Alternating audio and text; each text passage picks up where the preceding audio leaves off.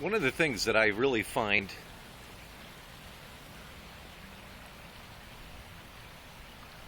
one of the things that I really find amazing is the way that Romney supporters are behaving like members of a cult, where they choose the desired outcome. They choose the reality that they want from the beginning, and they basically throw away any of the facts, any of the evidence that interferes with the narrative that they selected from the beginning, from the outset.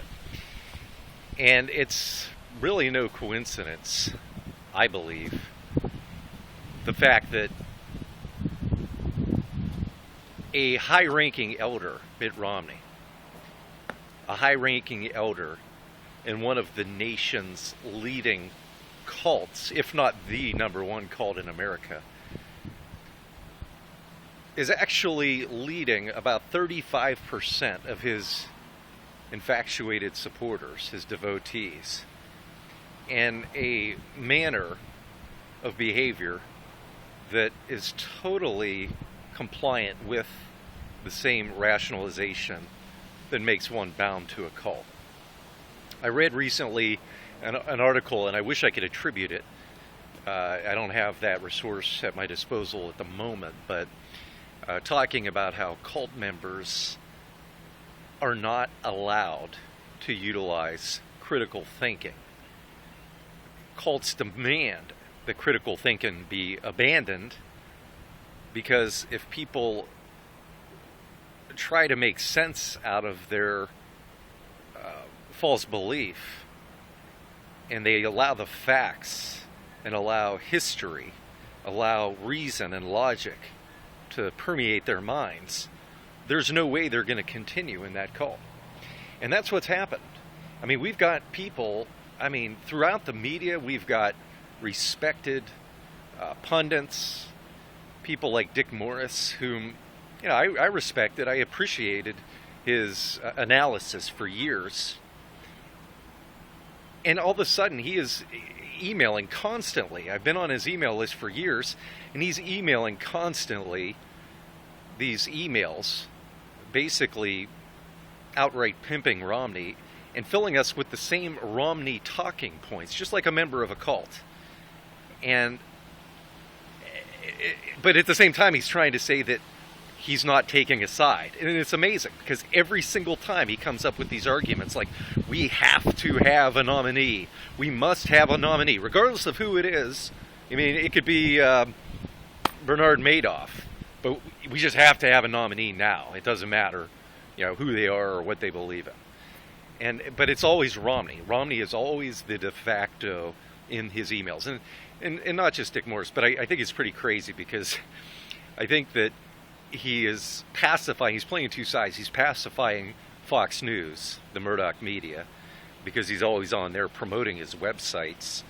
But at the same time, I think if he were to examine his audience, he is really alienating the people who actually listen to him most.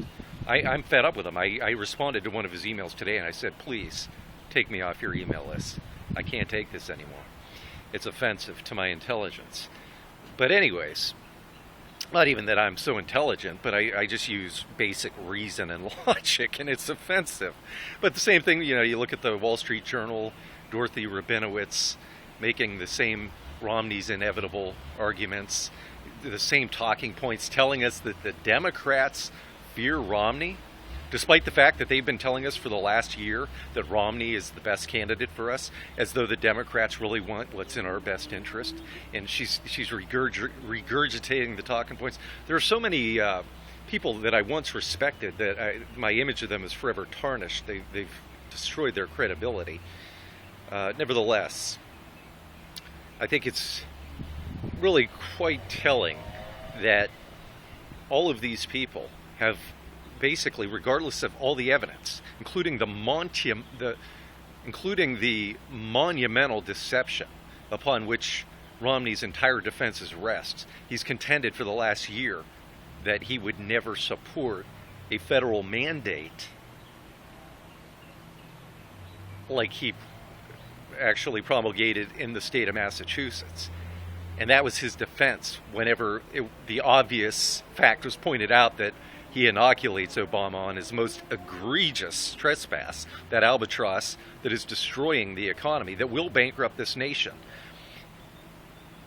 Despite the fact that Obama based their program on Romney's plan, his entire defense rested on the fact, or the contention, which we now know to be deception, that he would never have supported it on a federal level, which we know from his USA Today op-ed that he actually did. And he advised the Obama administration years ago to adopt his individual mandate. And anybody who can read that column and deduce otherwise is, again, abandoning critical thinking, and their outcome is already selected. Any facts that come out, regardless. I mean, if they find out that Romney's got bodies buried under his basement, they're still they pick their outcome. You're not going to convince them. But I think it's disgraceful. And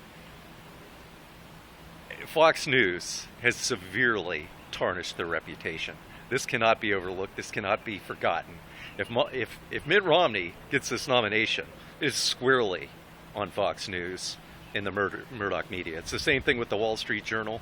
The same pimping, the same slanting. I was looking at what should have been an unbiased column today about the Ohio primary on the Wall Street Journal. And it wasn't an opinion piece, it was a report. But this report had nothing but flattering pictures and flattering and embedded videos of Mitt Romney all over it.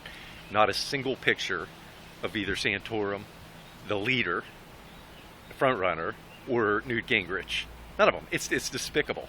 And covering up for a liar, covering up their deception, is a massive historical breach of fiduciary responsibility on the part of News Corp and Fox. And deception and cover-up is complicity, and they are every bit as guilty of that deception as Mitt Romney. Thank you for joining me. I'm Scott Ryan.